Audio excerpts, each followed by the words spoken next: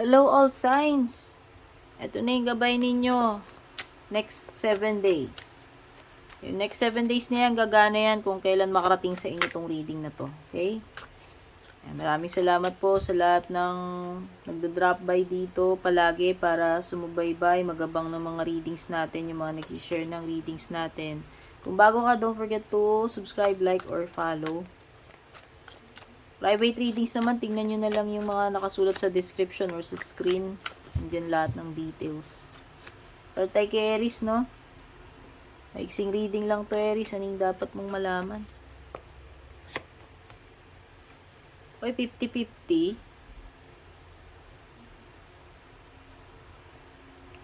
This situation daw is 50-50, Aries. It could go either way. So, halimbawa, pwedeng pwedeng tutuloy, pwedeng hindi, no? Alanganin. Ibig sabihin lang yan, either, either yes or no yung situation mo. Go or not go. Meron ka rin birdcage dito.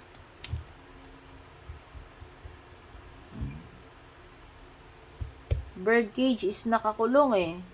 So, pwedeng stranded ka, stuck, di makaalis, di magawa yung gustong gawin, may limitasyon.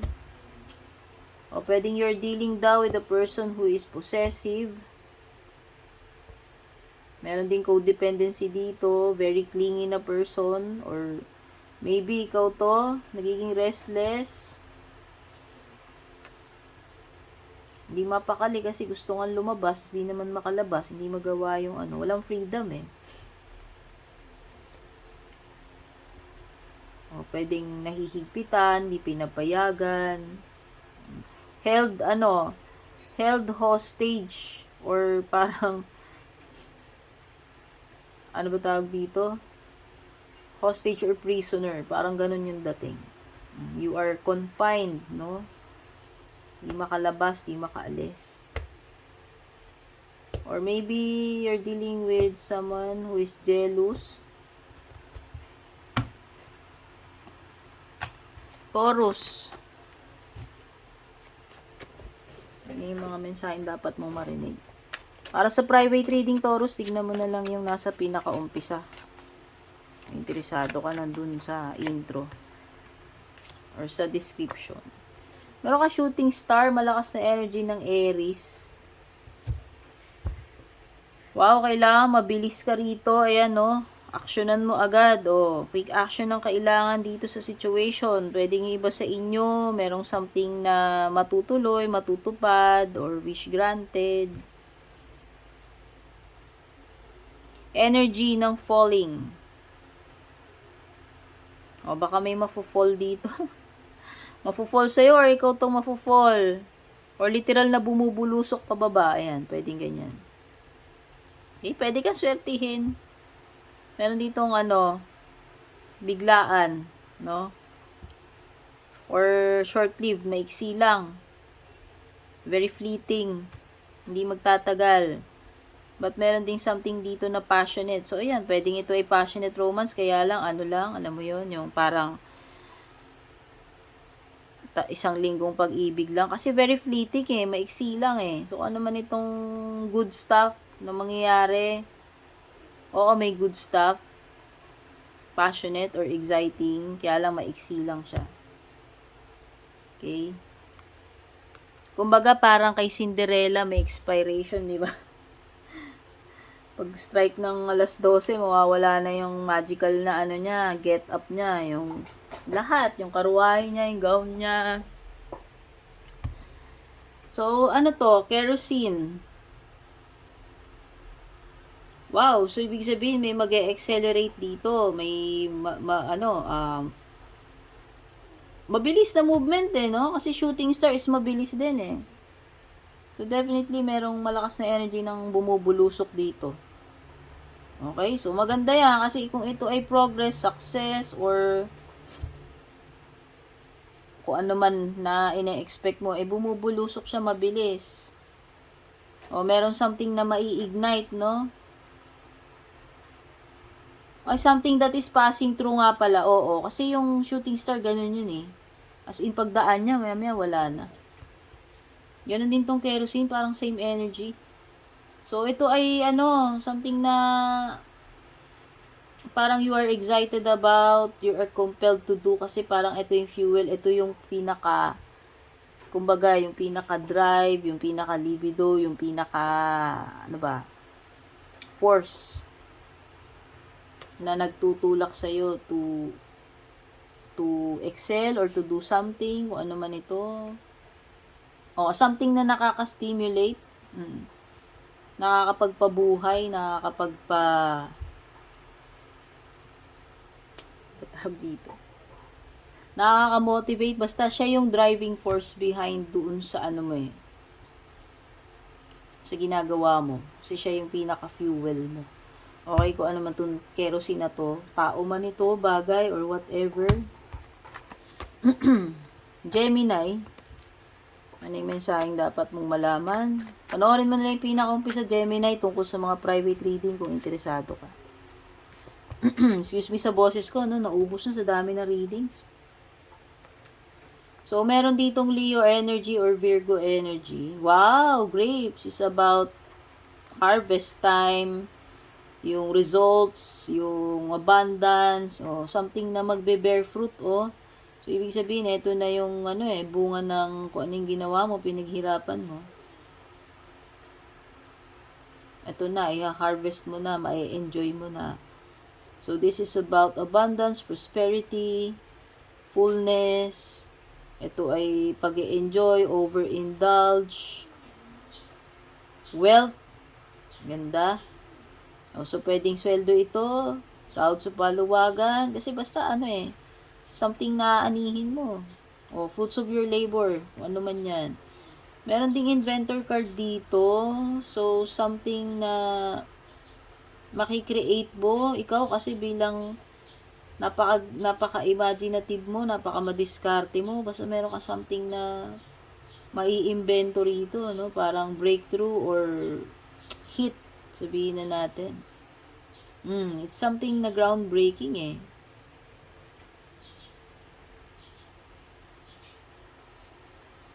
Pero pwede ka rin mag-fail dito. So, nakikita ko dito, Gemini, meron kang sisimulan, iimbentuhin, magpapauso ka rito, itatry mo, kaya lang, pwedeng maging success, or pwedeng maging success or patok, or pwede ring langawin, or, alam mo yun, hindi maging successful. So, meron ditong something na parang itatry mo siya ng itatry, experiment, hanggang ma-perfect mo, hanggang mag-work. Pwede rin itong inspirasyon, new ideas, or yun nga, parang magsiset ka ng trend, innovation. Cancer. Ano yung mga mensaheng dapat mong marinig? Panoorin mo na lang yung pinaka-umpisa na itong video. Andun lahat ng details kung interesado ka sa private reading ko. Merong Taurus or Gemini energy dito. Ring, ito ay sign ng commitment, loyalty, or love, no? Pwede rin may mga contracts, pirmahan ng kontrata, mga kasunduan, bonds, something na maitatali ka rito eh. Tao man ito or hindi, mga pwede ring strong connections daw, pagsasama or partnership, business man yan or romantic.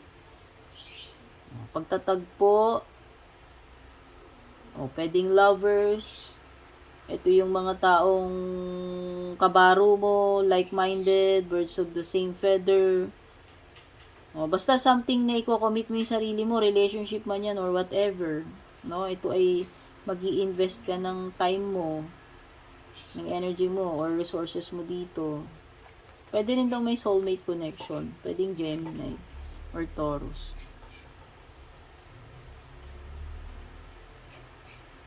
Wow, so meron ditong refinement, something na kung sino man tong person na to, parang siya, parang almost perfect, napaka prim and proper, edukado, well off, Oh, this is cultured siya eh. Cultured siya na personality. Or meron ditong something na matagal i-brew. Kumbaga sa wine, habang tumatagal na mas perfect yung lasa, mas masarap, mas matapang, parang ganun. Something na nade-develop siya pero matagal yung process. Yan. Oh, pinupurify or dinidevelop. Yan. O pwedeng connection yun kasi di ba ganun yun? Or halimbawa, yung craftsmanship mo, ba't habang tumatagal ka dyan sa profession mo or sa ginagawa mo, nagiging season ka, nagiging magaling ka, experience ka, alam mo yun, pwedeng ganun, pwedeng relationship or pwedeng something na ginagawa mo. Kumbaga, minamaster mo or pine-perfect mo yun, Cancer. Leo, may mga mensahe dapat mong marinig, malaman. Panoorin mo na lang yung pinaka, intro, kung interesado ka sa private reading ko.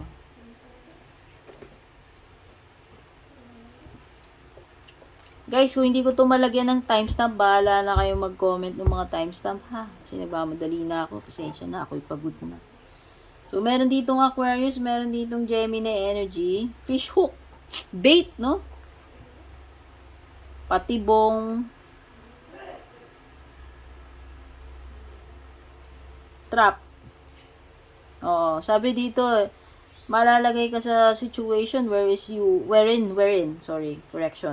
malalagay ka sa situation wherein magiging powerless ka or feeling helpless. Pwede ka maging desperate, no? O yan, parang paralyzed, wala kang magawa, oh. Na-trap ka dito eh, magiging vulnerable ka. O so pwedeng trap, temptation, bait, or pwedeng ito ay something na mahuhuli o kung mahuhuli man itong tao na to, ikaw man to person na kadil mo, sa bibig siya mahuhuli, sa salita niya, sa words. Pwede rin luck, kasi fish symbolizes money, luck, prosperity, or resourcefulness, ayan, may abundance. Sapphire is symbolizes power and strength. If you're dealing with a person, this person is extroverted. O pwede rin namang ito ay energies mo rin. Ito ay mental force mo. Okay? Gaano kalakas yung willpower mo. O pwede rin daw spiritual insight, pwedeng hope, faith, no? Ito is matigas ang ang personality niya. Hindi siya matitinag basta-basta eh. O, pinag-uusapan man dito eh, energy mo, yung sitwasyon mo, yung career mo, whatever. Ito ay pagkakaroon ng wise judgment. Something na precious, kasi sapphire is precious eh. So, ano man itong tinutukay na to, ito ay special para sa'yo. Kung makaka-receive ka man ng kung ano man na gift, material man yan or not, no? Ito ay something na pinapahalagahan. Ayan. Okay?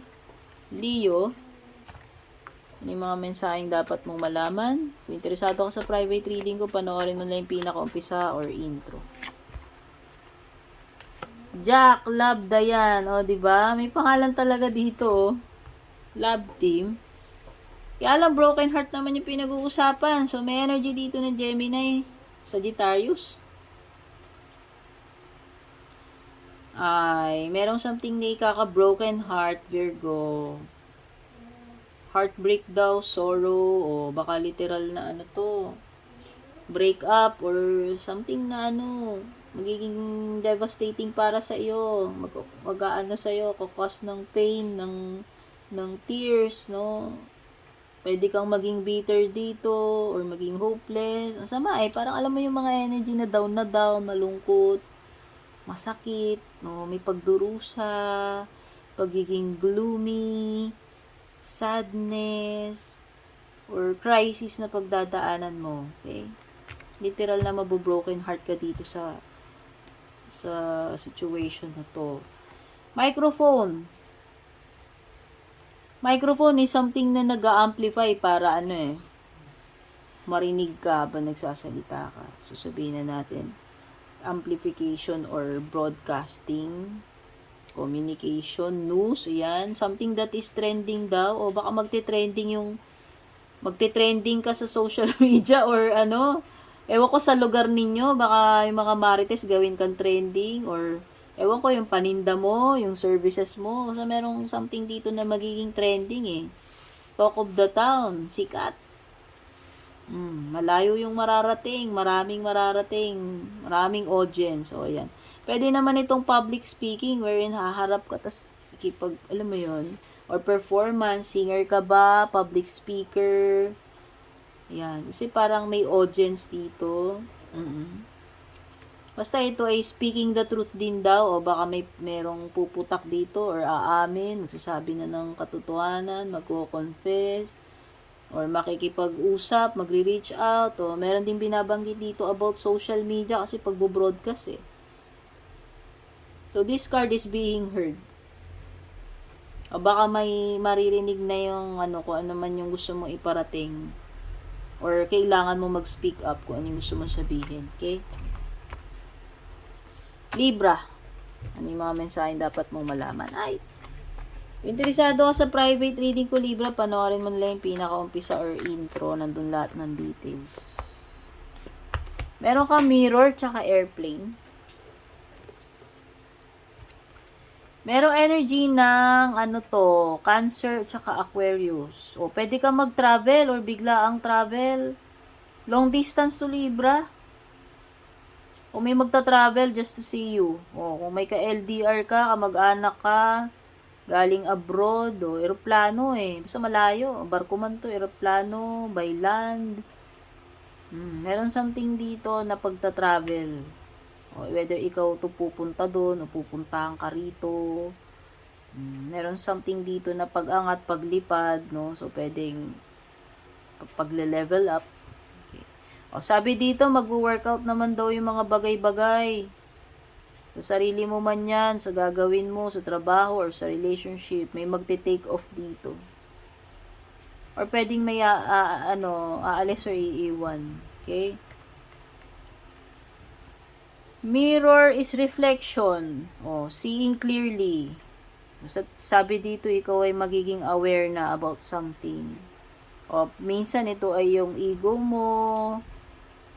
Or kung if you're dealing with someone na maigo. O, you have to face these issues daw, Libra. Mukhang may mga issue dito. Ito rin ay something na nagre-reflect sa'yo para improvein mo yung sarili mo. Kasi may mga self-improvement dito eh. Or it could be na makakaramdam ka rin ng insecurity or i-compare ka kung kani-kanino. This is a reflection of you. Or you becoming obsessed about someone or something or someone becoming obsessed with you. Meron. Or if you have issues like pagiging narcissistic or nagdi-deal ka sa person na may ganyan, no? Yan, basta, pwedeng energies mo to, energy ng person na ka-deal mo, may pagiging narcissist, vain, or self-appreciation, hindi man lahat negative. Basta meron lang something dito na kailangan mong harapin, may mga issues dito, okay? Scorpio, kung hindi ko man malagyan ng mga timestamp to guys, bahala na kayong maglagay ng timestamp sa comment. Kasi nagmamadali na ako, wala na akong boses.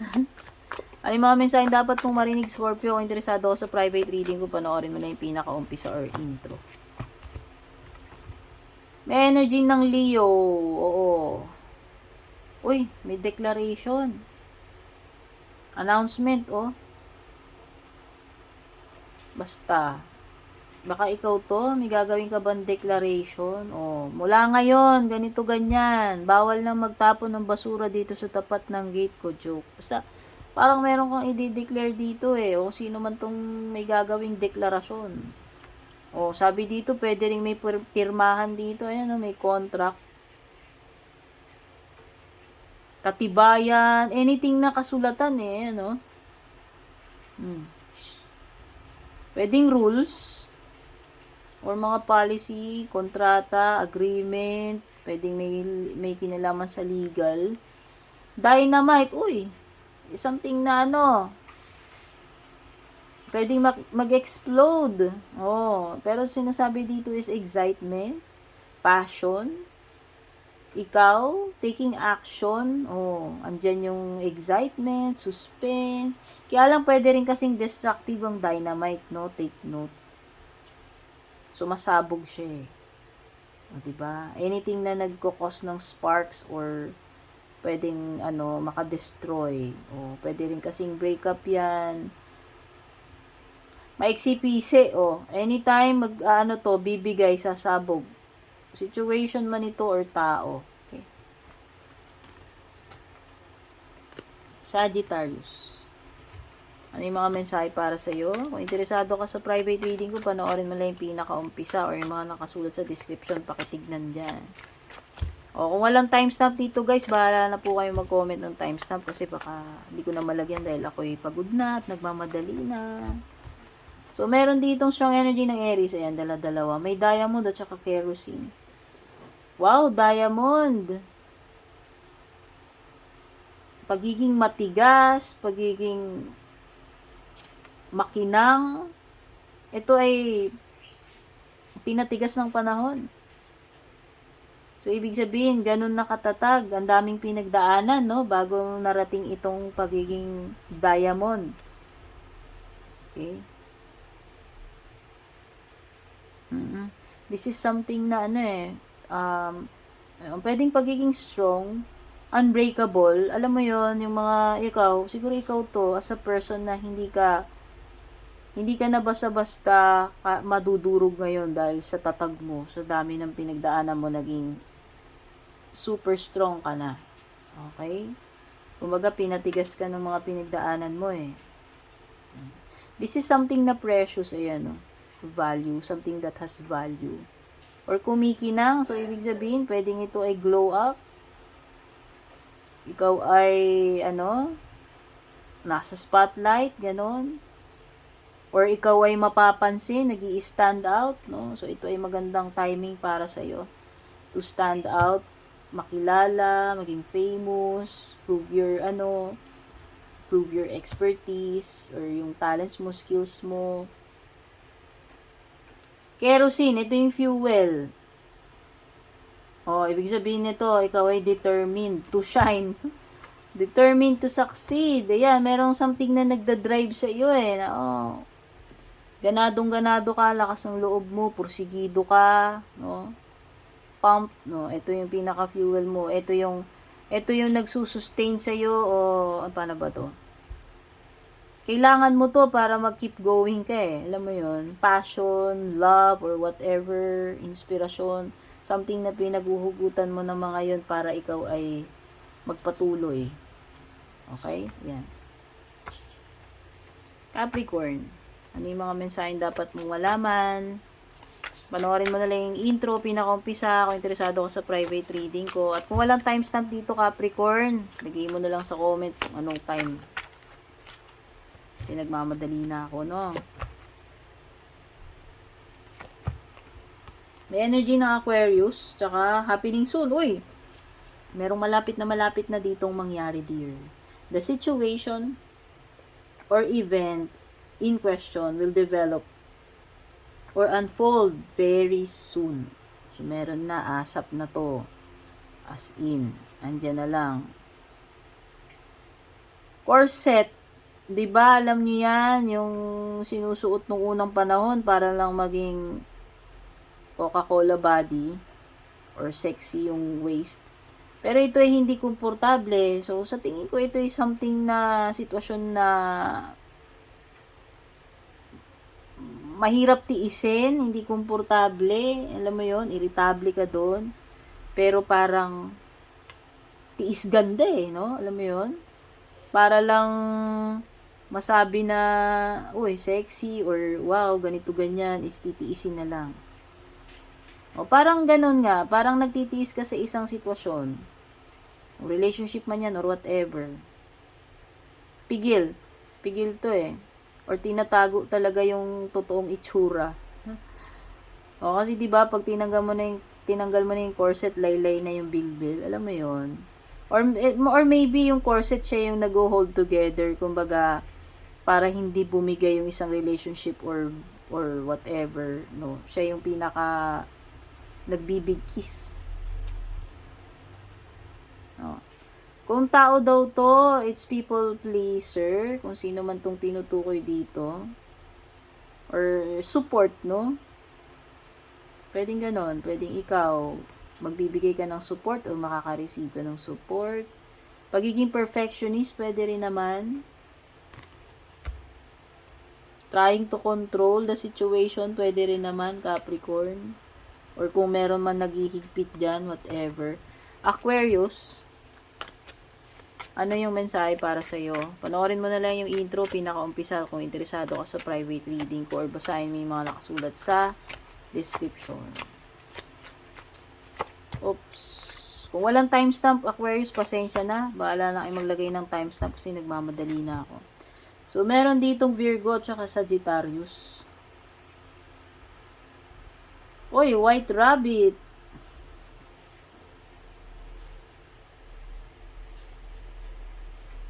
This is something na madidiscover mo or i-explore. Something na palalim ng pampalalim eh. So parang digging deep or regression or something na ewan ko, parang basta follow. You'll follow this kasi naku-curious ka. Gusto mong malaman kung ano yun. Yan. O pwede rin daw na ito ay spiritual awakening. Or sundan mo yung sundan mo itong calling na to, kung ano man itong calling na to sa'yo. Whatever that sparks your interest or makes you curious. Okay? So, meron something dito na you need to discover, explore, or you need to find out kung anong meron dun sa kailaliman. Okay. Fine print, detail, look closer. Busisiin mo daw to. Inspectionin mo, ayan. Meron ditong something na kailangan mo daw maging careful or tignan bawat detalye. Busisiin. Ayan, mag-pay attention ka eh. So, this is something na, kailangan na, ano ba tawag dito? Obserbahan, basahin ng mabuti, yan. Kung ito ay mga contract man o ano man, kasunduan dito. Basta, mag-pay attention ka even doon sa mga smallest details. Maging meticulous ka or maging observant, yan. Pisces, anong mensaheng dapat mong malaman? Kung interesado ka sa private reading ko, Pisces, panoorin mo na lang yung pinaka-umpisa. Andun lahat ng details or sa description. Kung wala namang timestamp dito, Pisces, pasensya na. Bahala na po kayo maglagay ng timestamp. Nagmamadali na po ako, Wala na akong time at boses. At energy. Ayan, Pisces, meron ditong Libra energy at saka Gemini. Pwedeng may love or romance na namumuo rito, paparating sa'yo or i-offer sa'yo. Kasi ayan, ring tsaka chocolate. Baka meron kang tagahanga, manliligaw, o may i-offer sa'yo to. Ito ay mag-o-offer ng sweetness, ng commitment, ng love, offer niya yung sarili niya, kung ano man meron siya. Malakas ang energy dito ng pag-ibig. Romantic connection. Sweet, nilalanggam ka. Pisces, lalanggamin ka rito. Sobrang tamis. Andito yung mga matinding connection. Ayan, strong connections, pagsasama, partnership. For sure, romantic to. Hindi ko to hindi to business. Maliwanag to. Specific. Ayan, magjowa, magka-connect. Ito daw ay commitment or committed partner kung ma-encounter mo to. Or pwedeng engagement or wedding kasi may sing-sing. Or pagtupad ng promise. Or proposal. Proposal or ano ba tawag dito? Announcement ng kanyang pagtatapat ng kanyang feelings or pagmamahal sa'yo or commitment. Promise yan eh. This is making a promise, a vow, a bond, no? O pwede rin may fine dining dito. Hindi ko alam kung may date o aphrodisiac, good stuff.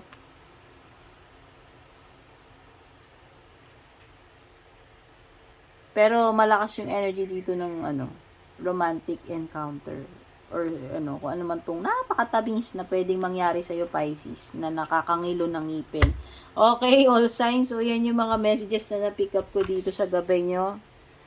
Maraming salamat for dropping by. Don't forget to subscribe, like, follow. Take care, babush. And kung balak nyo pong mag-book or mag-inquire ng personal readings ko, basahin nyo lamang po itong nakasulat sa screen or yung nakalagay sa description.